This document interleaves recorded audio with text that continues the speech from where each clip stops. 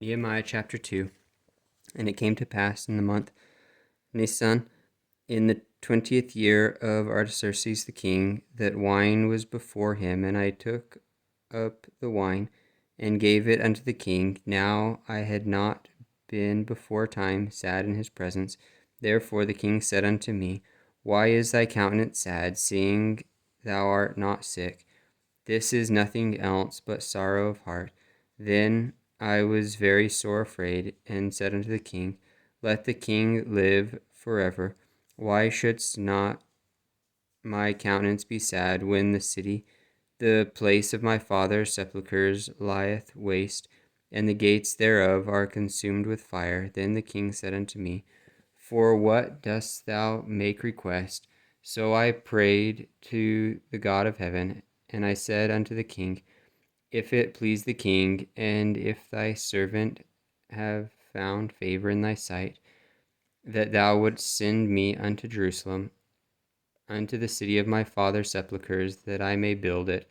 And the king said unto me, the queen also sitting by him, For how long shall thy journey be, and when wilt thou return?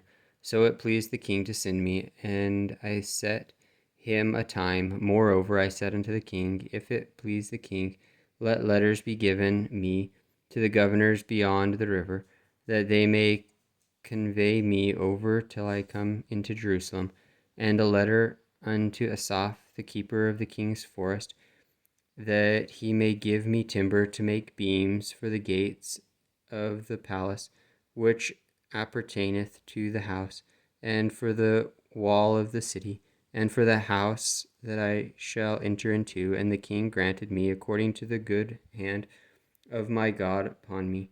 Then I came to the governors beyond the river, and gave them the king's letter. Now the king had sent captains of the army and horsemen with me. When Sanballat the Horonite and Tobiah the servant, the Amorite, heard of it, it grieved them exceedingly that there was come a man to seek the welfare of the children of Israel. So I came to Jerusalem, and was there 3 days. And I arose in the night, and I saw few men with me, neither told I any man what my God had put in my heart to do at Jerusalem, neither was there any beast with me, save the beast that I rode upon. And I went out by night by the gate of the valley, even before the dragon well, and to the dung port, and viewed the walls of Jerusalem, which were broken down, and the gates thereof were consumed with fire. Then I went on to the gate of the fountain, and to the king's pool, but there was no place for the beast that was under me to pass. Then went I up in the night by the brook, and viewed the wall, and turned back, and entered by the gate of the valley, and so returned. And the rulers knew not whither I went, nor what I did.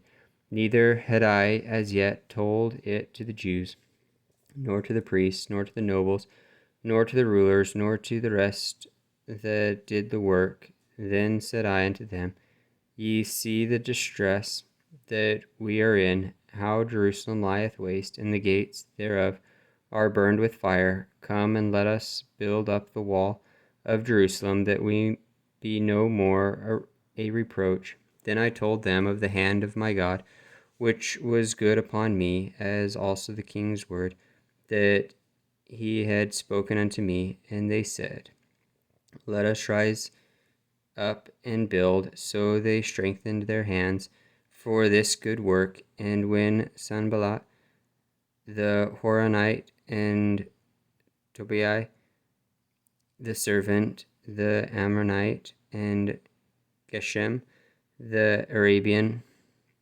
heard it, they laughed us to scorn, and despised us, and said, What is this thing that ye do? Will ye rebel against the king?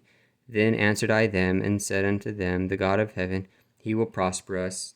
Therefore we his servants will arise and build, but ye have no portion, nor right, nor memorial in Jerusalem.